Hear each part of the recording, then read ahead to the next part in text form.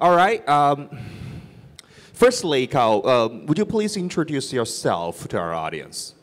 Sure. Well, thank you for having me, Ren. I'm a healthcare entrepreneur. I guess in terms of background, I'm I guess investor turned entrepreneur. I started my earlier part of my career initially in investment. So I was in investment banking, and then subsequent to that, I spent about 11 years at Blackstone doing global investments. And then about, I think 7 years ago, I felt that I wanted to become an entrepreneur.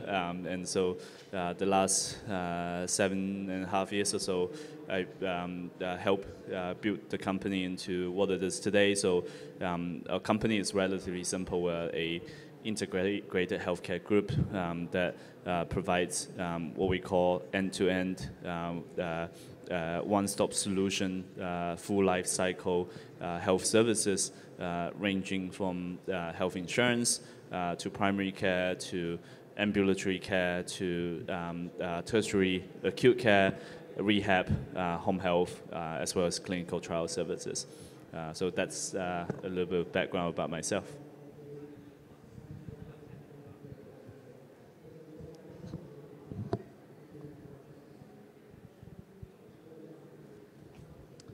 All right, Cal. I've read your resume. It's a shiny one. Studied in LSE and graduated with the first class honors and a founding member of Blackstone Asia, right? And 40 under 40 by fortune. Well, after all the honors and experiences, so why did you end up with the healthcare? So this is a long story. So actually, during my first part of my career, which is investing, I didn't touch healthcare. So I had zero experience, and largely when it comes to healthcare. And the reason was, I was in general investing, but the reason I started this company, New Frontier, when I first started about 8 years ago now, initially I didn't know what to do. So initially it was meant to be, like an incubation platform. We'd go and try to build something. And then very early on, when I founded my first seed round, when I was trying to embark on our first project, I thought perhaps it would be great to do something with senior living in China, because the whole thesis was that China was aging so quickly, and someone ought to be able to find a solution to deal with China's aging population. So I took a little bit of my seed capital and went to Shanghai. I founded a company in Hong Kong and went to Shanghai, and I thought, how about if we build like a senior community? That was 2016, and it was a simple idea. When I was there, I quickly figured out that model didn't work. Because a lot of the Chinese families don't like to send their elderlies to a senior home that's far away. So I thought, okay, how about if I pivoted and do something different? So at that point, we switched and thought about how about if we take care to homes instead of putting them in the kind of confined space.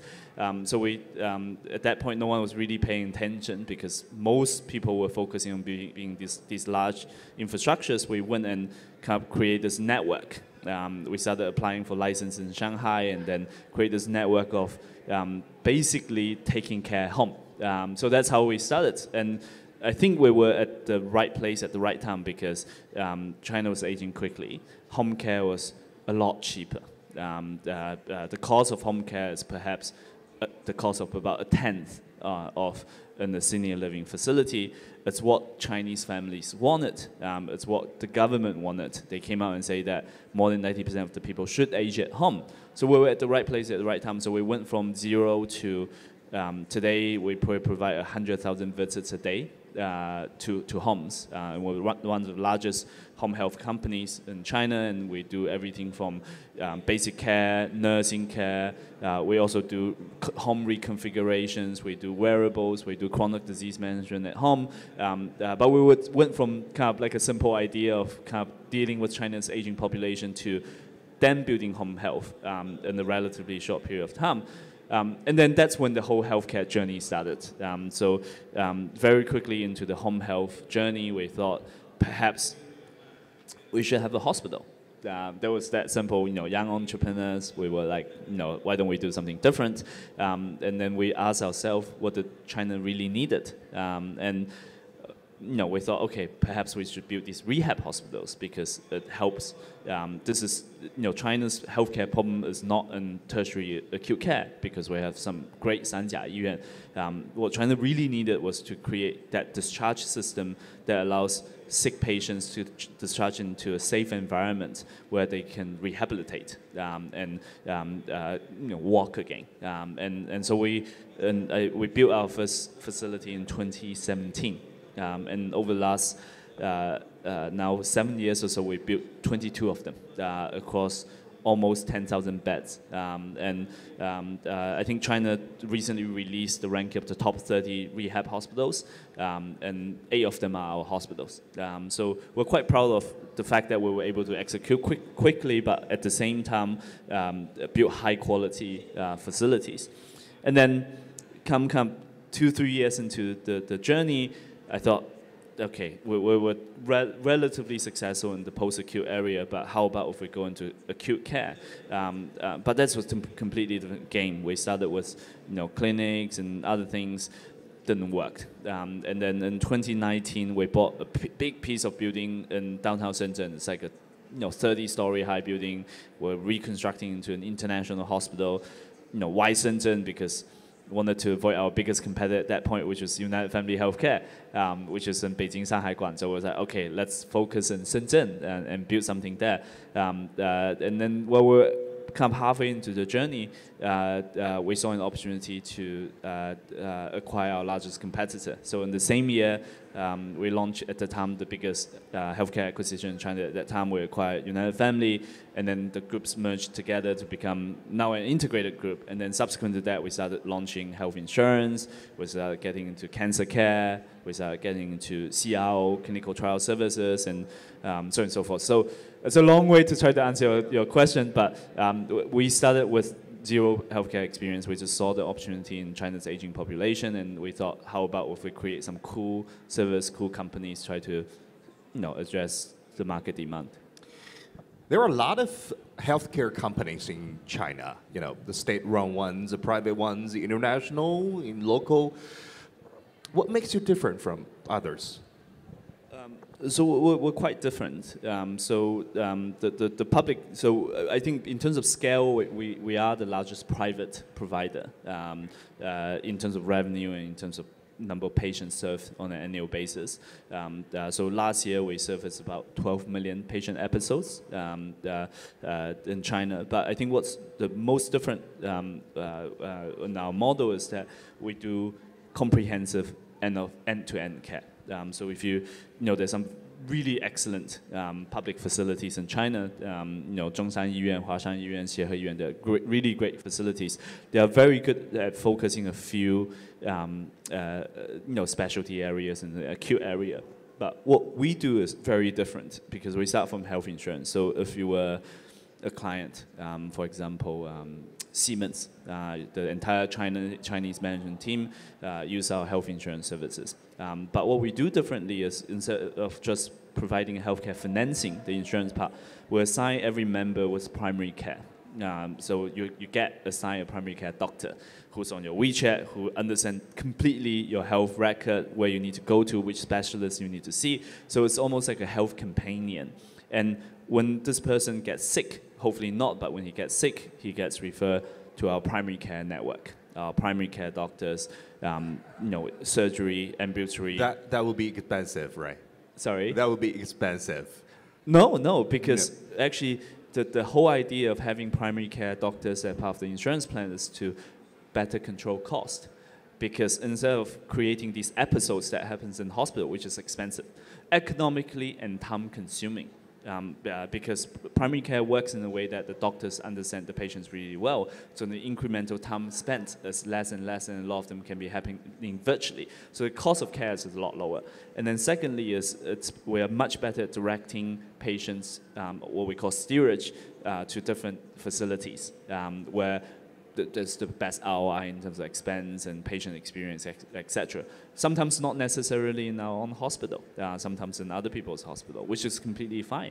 But what I think, a long way to answer your question, is that what we're doing differently is we're fully integrated, all the way from primary care, all the way to tertiary academic healthcare centers, research, clinical trial, all the post-care, rehabilitation, home health, and whole suite. And this is quite different from other people. But when you come zoom into the patient care itself, so aside from the model that goes from end to end, what we call patient care, the care itself is also what we call integrated. So let me take an example of a cancer patient. A cancer patient, if that person had gone to a public facility, Fudan Zhongliu, excellent, or Zhongshan Zhongliu, really, really excellent cancer hospital. Sometimes you get opinion from the oncologists or the surgeons, and they you know, there's conflicting view, and it's very difficult for the patient and the family to decide what is the next best course of action. The way we approach cancer care is what we call the tumor board, which means we serve the patient in the middle with a team, which consists of both surgeons, interventional radiologists, radiologists, pharmacists, mental health experts, TCM doctors, or pain management. And it's one team that's servicing these patients. And our network is linked in a way that you have the best specialists at United Family, but at the same time, you have access to the best surgeons in the public system that work through us, with us in the network. It's one integrated system, and we also do international referrals to Mayo Clinic, to our Hong Kong Center for global cutting-edge treatments and drugs, etc. So the way we approach this is in a differentiated experience. That's I wouldn't say it's better, but it's definitely better. It's definitely different compared to what might be currently being offered in a different institution. So there's been a big input into the Greater Bay Area, the Hong Kong, Guangdong, Macau, Greater Bay Area from your group. So would you please explain your strategy in this layout?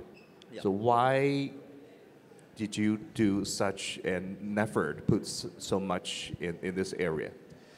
So the Greater Bay is actually, to be honest, in terms of revenue composition, it's not the biggest, but it's definitely the fastest growing. Our biggest is actually in Beijing and Shanghai, where in Beijing we operate 5 hospitals, 12 clinics. In Shanghai, within one city, we operate 3 hospitals, multiple clinics, and then thousands of home health patients. But Greater Bay is what I personally find the most exciting. And this is, I think, in terms of aggregate new investments, our biggest area of investments, and what I see the biggest areas of growth. And the reason is Greater Bay is very different, because it's not just mainland China, it's China plus Hong Kong and Macau, and the benefit, the flexibility of Hong Kong and Macau is that it's SAR, and under SAR it's different regulatory environment for drug discovery as well as drug usage, and this gives us a lot of flexibility to do mix and match. And let me give you an example again of certain cancer patients. We're now seeing within Greater Bay referrals back and forth. So in Hong Kong and Macau, for example, because it's not under the Chinese drug administration system, here we could access the latest global technology, as long as it's approved by either the Chinese as well as one of the global agencies. So time to market of the latest treatment is a lot faster, particularly in Hong Kong and Macau. And then secondly, in Hong Kong and Macau, there's this thing called the named patient program, which means the attending physician can, based on the patient's need, access the latest unregistered under trial drugs, which means that those that are still under clinical trial and not yet fully formalized. But if a patient needs it, they can sign up for those and get those treatments to the patients. So that's why in Hong Kong and Macau, you're seeing a lot of innovation that's happening that might be more difficult in the regulatory environment in mainland China. So actually yesterday, we just announced we've acquired the largest cancer center in Hong Kong. So actually our existing operation plus the new acquisition that we announced yesterday, I believe we employ about 30% of all the oncologists in Hong Kong, for example, and this gives us obviously a lot of power to serve. On the other hand, I think this trend goes both ways. So for example, a lot of our cancer patients in Hong Kong and Macau are also finding attraction in China. Just to give you an example, so Shenzhen Hospital, which is right next to the Hong Kong border. In September last year, we had perhaps 3 to 5% of our new patients coming from Hong Kong. By December, it's 10%, and by now it's 22% in terms of new patients coming from Hong Kong. And the biggest reason they're here is for the drugs. So for the same branded drugs that are available on both sides of the border, mainland China is somewhere between a quarter to a fifth of the cost. So it's very cost attractive. And then also there are things that mainland China is developing quite quickly. So for example, Alzheimer treatments. In the past, there's no cure for Alzheimer. As you know, now there's a drug that's being approved that's coming to market in July. And United Family is being chosen to be the exclusive, the first private provider partner for them. And this drug is not yet available in Macau and in Hong Kong. And now we're doing already patients coming to us for diagnosis, PET MRI scans, and all that kind of in preparation for the July launch. So Greater Bay allows us to do all these really amazing things under different flexibilities, but also huge market, right? You have huge, almost 100 million people living within an hour of traveling, and that makes it a very exciting area for healthcare. So, Carl, let's talk about yourself, about your transformation in your career. So, you worked for Blackstone, right? So, what's the difference from being an investor and an entrepreneur? It's very different. So I haven't changed job much. So in terms of my career, I studied economics. I left school very early on, so I finished my bachelor degree. I never went back to school. I joined an investment bank, worked there for almost 3 years, and I was in mergers and acquisitions. And my biggest client was Blackstone. So naturally, I joined Blackstone. They sent me from London to New York to Hong Kong, Shanghai, and Beijing, and I've been quite loyal to the firm. The firm has been very good to me. And Blackstone is obviously it's a very meritocratic place, and for young people, it's lots of opportunity to develop. But it is, and the platform is quite strong.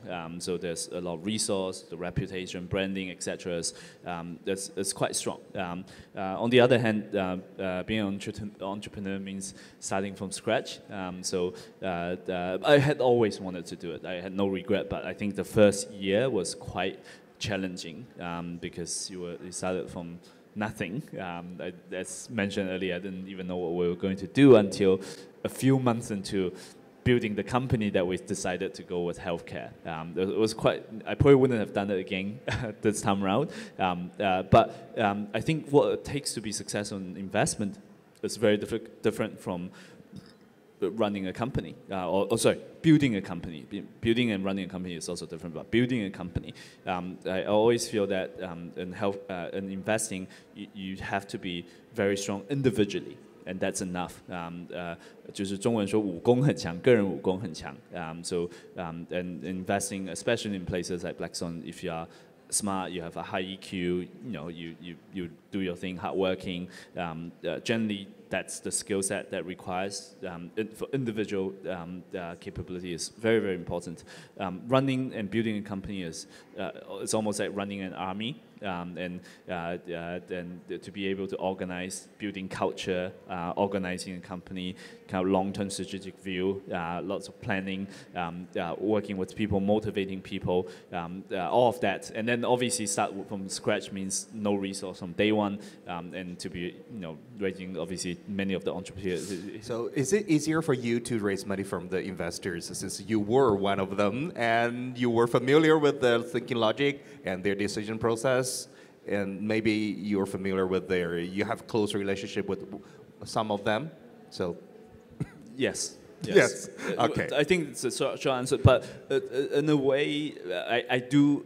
Well, we are invested by some of the biggest private equity funds globally. Of course, it is our strength, and the fact that I understand what they're thinking helps. But at the same time, because I understand it, I think that also gives us some advantage. And one way is, as you said, in terms of raising the money itself is one. But I think more important is how to balance between money and healthcare. And ultimately, the long-term success in healthcare is about the care itself. And it's being patient-centric, and it's about thinking long-term, and it's about planning and thinking and building. There's lots of investment into academia and research and safety and quality, all of that. And the problem is being a private equity led, we're private equity invested, we're not private equity led, it's founder led, but being a private equity kind of invested healthcare company, sometimes you may get your priority is wrong or slightly off, and I think that we always put care itself first, and but most importantly to be able to communicate that to the investors and make sure that they are aligned with you. I think that's what ultimately actually drives the success, more so than being able to raise a significant amount of capital in the first place, which is also equally important. Okay, thank you very much, Carl, for your participation. So let's take a photo.